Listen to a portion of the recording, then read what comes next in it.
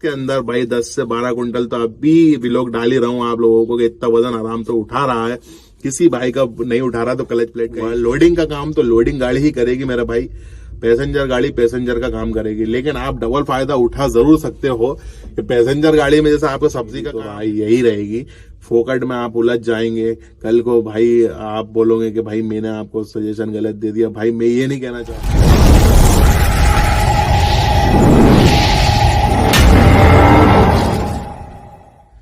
सुनील पांदन भाई, मुझे daily 100 kilometre जाना है, 8 कुंटल सब्जी लेना है, पैसेंजर टेम्पो ले सकते हैं कि नहीं?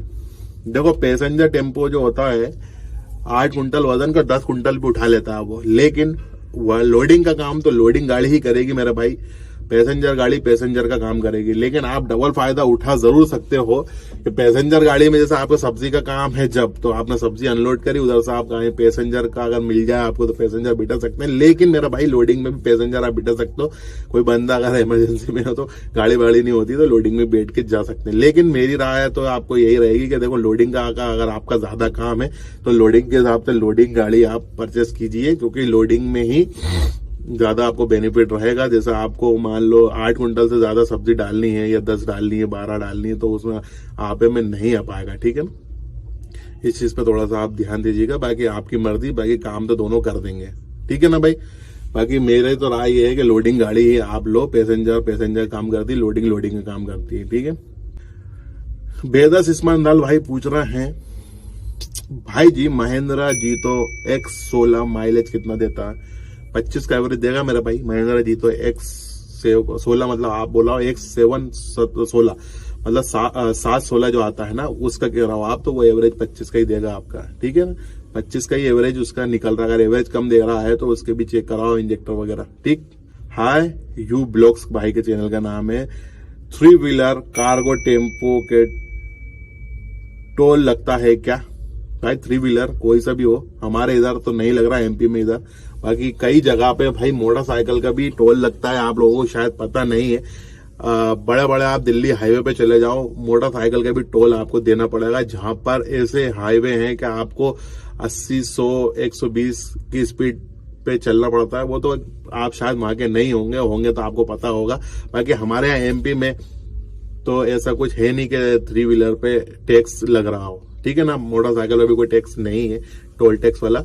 बाकी 4 व्हीलर पे टैक्स हर जगह है। ठीक है ना मेरा भाई।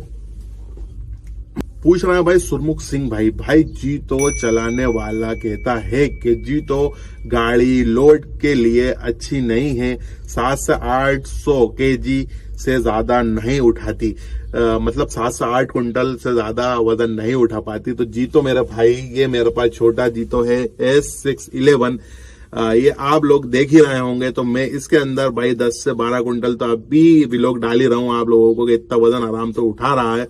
किसी भाई का नहीं उठा रहा तो क्लच प्लेट का इशू है। लेकिन ये तो जीतो S611 है भाई, जीतो प्लस, जीतो 716 X716 और जीतो स्ट्रॉन्ग। तो भाई ये तो आप खुद देख लीजिएगा लेने के बाद कि भाई 20-20 कुंटल वजन इनके लिए कोई वैल्यू नहीं रखा रहा है। 20 कुंटल वजन भी आराम से ही लेके जा रहा है। तो मेरा भाई इससे बेहतर किसी के बात में न लगो और अच्छे से रिजल्ट लोगों के देखो, वीडियोस देखो।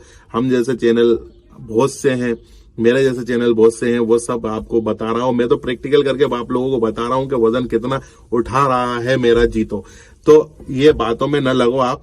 ठीक है, आपको जो सही डिसीजन लग रहा है आप खुद आप से दिमाग से सोचिए कि 7-8 कुंटल तो भाई आप 3 व्हीलर लेके जा रहा है, 7-8 कुंटल तो भाई बैटरी वाला लेके जा रहा है, तो ये क्यों नहीं उठा पाएगा? थोड़ा सा इस चीज पे आप ध्यान दीजिए, दिमाग लगाइए कि क्या सही है और क्या गलत है। ठीक है ना मेरे भाई। नेक्स्ट भाई संजू बाबा भाई पूछ रहा है, भाई जीतो लेना हो तो क्या ले सकते हैं? रिप्लाई बिल्कुल ले सकते हैं आप जीतो भाई, अगर आपको एवरेज चाहिए। और एक मैं वीडियो बनाऊंगा इस पे पूरी एक डिटेल के साथ कि इलेक्ट्रॉनिक गाड़ी कितने साल तक आपको यूज करना चाहिए और कितने साल बाद उसे बेच देना चाहिए। इस चीज का भी ब्लॉग बनाऊंगा मैं आपको। लेकिन आप जीतो लेना चाहते हैं तो 6-7 साल या 6 साल आप कंपलसरी उसे चला सकते हैं, आप ले सकते हैं। 6 साल में तो आप काफी अच्छे से इनकम करेंगे अगर आपके पास लाइन है तो ले लो आप जीतो भाई, कोई इश्यूज नहीं है उसमें। ठीक है। उस सर भाई का कोई चैनल का नाम नहीं है, भाई पूछ रहे हैं, भाई आप यह बताओ जीतो कितने की आती है और ईएमआई कितनी बनती है इसकी? जी तो अभी जो स्ट्रॉन्ग आ रहा है भाई वो समथिंग 6 के आसपास पड़ रहा है, और प्लस लोगे तो 5, 13, 15 के आसपास का, 5, 20 के आसपास का वो पड़ रहा है ना। तो ये मेरा भाई मैं आपको कहूंगा, देखो EMI में जो है मेरे यहाँ तो जो रेट बतला रहा हूँ मेरे यहाँ पर है MP में, भोपाल में। आप कहाँ से हैं, कहाँ का आपका अलग थोड़ा सा टैक्स वगैरह थोड़ा बहुत ज्यादा कम हो सकता है। बाकी मैं किस्त का बोलूंगा, देखो मेरे भाई किस्त आप जितना डाउन पेमेंट जमा करोगे उतनी इंस्टॉलमेंट कम बनेगी। और मैं हमेशा यही सजेशन दूंगा आप लोगों को, सब लोगों को, कि भाई इंस्टॉलमेंट जब तक 1.5 से 2 लाख रुपए आपके पास ना हो जब तक आप गाड़ी उठाना का ना सोचिएगा। अगर आपके पास 50,000 या 60,000, 70,000 या 1 लाख रुपए भी हैं तो आप गाड़ी उठाने मत जाइए, क्योंकि किस्त इतनी लंबी बनेगी कि आप दिमाग खराब हो जाएगा, आप टेंशन में बैठे रहोगे। मेरा भाई 5,340 रुपए किस्त है मेरे जीतो की, उसको निकालने में अभी के टाइम में पसीना आ रहा है, दिमाग खराब हो रहा है भाई। ये हाल चल रहा है अभी लोडिंग मार्केट के। तो ये अगर आप गाड़ी उठाने जा रहे हो, गाड़ी नहीं परचेस करने का आप लोग सोच रहे हैं, तो मेरी राय यही मानना, किसी की ड्राइवरी कर लेना, लेकिन गाड़ी जब तक मत उठाइए जब तक आपके पास इंस्टॉलमेंट का पैसा अच्छा खासा ना हो, ठीक है। क्योंकि मेरा भाई लोग गाड़ी का उठा तो लाओगे, बाद में किस्त जब आएगी 11,000, 10,000 रुपए महीने की ना, तो आपका दिमाग खराब हो जाएगा। मार्केट में अप डाउन इतना चल रहा है, कभी ऊपर उठ रहा है, कभी डाउन हो रहा है, ज्यादा डाउन हो रहा है, उठ तो कम रहा है वो। तो ये आप लोगों के सबकी, और सबसे ज्यादा मार्केट डाउन करने वाली बैटरी वाली गाड़ियां हैं।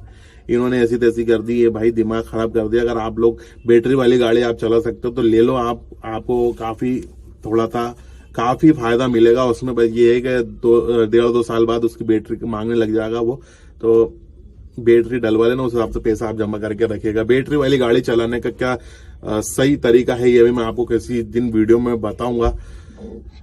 तो ये भाई ध्यान रखिएगा, अगर आप गाड़ी उठाने जा रहे हो तो 1.5 से 2 लाख रुपए जमा करके आओ, उसके बाद ही गाड़ी उठाना, नहीं तो मत जाना मेरा भाई। थोड़ा सा वेट कर लेना, किसी की ड्राइवरी कर लो, इससे बेहतर ये है, ठीक है। मोहित भाई का नाम है, पूछ रहा है यूरिया वाली टाटा एसी गोल्ड कैसी है। मेरे भाई यूरिया का मैंने वीडियो डाला हुआ है, और यूरिया वाली टाटा मैजिक का भी डाला हुआ है, और महिंद्रा सुप्रो का भी डाला हुआ है। तो ये सब गाड़ियां आपको फ्यूचर हैं, ये लेना ही पड़ेंगी। यूरिया वाली गाड़ी डीजल अगर आपको लेनी है तो यूरिया आपको लेना ही पड़ेगा कंपलसरी। तो मेरे भाई इसमें आप ज्यादा ना सोचें, बस ये है कि यूरिया का ध्यान रखें। 10,000 किलोमीटर के आसपास वो डलता है, उसका मीटर भी आपको बराबर बताते रहता है, और आप खुद भी चेक करते रहें। यूरिया का तो ज्यादा खर्चा है नहीं मेरे भाई, 8,000 रुपए के आसपास ही काम हो जाता है, वो भी इतने 10,000 किलोमीटर चलने पे। तो इतना कोई ज्यादा बड़ा खर्चा यूरिया का मुझे दिख नहीं रहा है, जो लोग बना चुके हैं इसका बवाल। बाकी ये है कि आपको लेनी पड़ेगी यूरिया, फ्यूचर है ये 2024, 25, 26, 27, 28। बाकी आगे कुछ और कर दे तो पता नहीं है, बाकी ये लेना ही पड़ेगा, ठीक है ना मेरा भाई। कोई इश्यूज नहीं है, लोग चला ही रहे हैं आजकल, लोग BS6 गाड़ी लेके चला ही रहे हैं, वो काम हो ही रहा है उनका, ठीक है। अविराज भाई पूछ रहे हैं, भाई मेरे पास अतुल शक्ति लोडिंग रिक्शा है, लेकिन मैं भी 2024 में जीतो लेने के लिए, जीतो गाड़ी सही BS6 बहुत महंगी आ रही है, और मेरे पास अतुल रिक्शा 2018 मॉडल है, उसको निकाल के जीतो लेने का प्लान बना रहा हूं, 2024 में लेने का विचार बना रहा हूं। तो मेरे भाई अविराज भाई, मैं आपसे ये कहूंगा, अगर आप बड़े भाई हैं या छोटे भाई हैं तो आप मुझे बड़ा समझ लीजिए, छोटा समझ लीजिए। मैं आपसे ये कहूंगा, एक सही राय यही दूंगा, रियल इन्फो व्लॉग का यही काम है आप लोगों को सही राय देने का। मैं यही दूंगा, अगर आपके पास 3 व्हीलर आपे है, अगर आपको उस हिसाब से लोड मिल रहा है तो उसमें ही लाइफ को भाई अच्छा बनाइए, और अगर आपका इनकम अच्छी चल रही है उसी चीज से तो उसे मत बेचिए। हाँ, आप अगर लेना चाहते हैं जीतो BS6 2024 में तो आप ले सकते हैं, लेकिन मेरा भाई मैं ये कहूंगा कि दोनों गाड़ी रखो। इसलिए रखो कि भाई 3 व्हीलर के लोड ज्यादा मिल रहा है अभी के टाइम में, और 4 व्हीलर का लोड कम मिल रहा है। 4 व्हीलर का भले आप जो 3 व्हीलर में पैसे ले पा रहा ना, जैसे 3 व्हीलर ले दे रहा 30 से 35 का एवरेज, आप जैसे मिसाल के तौर पर जहाँ 300 का लोड ले रहे हैं आपे में, वहां आपको 4 व्हीलर से 400 का लेना पड़ेगा। तो भाई 400 में कोई नहीं जाएगा, 300 वाले ही ग्राहक ढूंढेंगे, है ना। तो इसलिए मैं ये कहना चाह रहा हूँ आपको, थोड़ी सी इनकम आपकी कम हो रही हो, या आपके पास अगर ऐसा 80% लोड 4 व्हीलर के मिल रहा हो तो ही आप लीजिएगा। बाकी 3 व्हीलर में अगर आपको 80% लोड मिल रहा है तो भाई 3 व्हीलर से काम चलाइए, मेरी तो राय यही रहेगी। फोकट में आप उलझ जाएंगे, कल को भाई आप बोलोगे कि भाई मैंने आपको सजेशन गलत दे दिया। भाई मैं ये नहीं कहना चाहता कि मैं ये नहीं चाहता हूं कि आप लोगों का नुकसान हो। 4 व्हीलर गाड़ी BS6 में किस्त भी आपको ज्यादा बनेगी, पैसा भी लगेगा। अगर आपका 3 व्हीलर तक काम चल रहा है सही तो आप 3 व्हीलर में ही लीजिए, या फिर 3 व्हीलर भी रखो। अगर आपके पास पूंजी है तो आप 4 व्हीलर लीजिए, ताकि 3 व्हीलर के आपकी जो इनकम बनी हुई है वो ना बिगड़े। भाई 4 व्हीलर का लोड आ रहा है बाद में तो वो चले जाए, लेकिन 3 व्हीलर जो कंपलसरी अपना जो चल रहा है ना वो चलता रहे, ताकि उसकी किस्त वो। अगर आपकी गाड़ी 3 व्हीलर फ्री हो गई है ना तो भाई आप ले लीजिए 4 व्हीलर BS6 और 3 व्हीलर फ्री हो गया, क्योंकि 3 व्हीलर से आपकी उसकी किस्त निकलती रहेगी मेरा भाई। ये आपको मैं राय दूंगा, बाकी आप जो बेहतर समझे ये आप समझ लीजिएगा, ठीक है। मुझे कमेंट करके बताइए कि मैंने सही बताया या गलत। तो भाई इस वीडियो को ज्यादा से ज्यादा शेयर करें अगर आप लोगों को अच्छी लगी है तो, और भाई लाइक कमेंट करके जरूर जाएं और चैनल को कर लें सब्सक्राइब, ताकि ऐसी नॉलेजेबल वीडियो आपको हमेशा मिलती रहे। Thank you so much watching the video.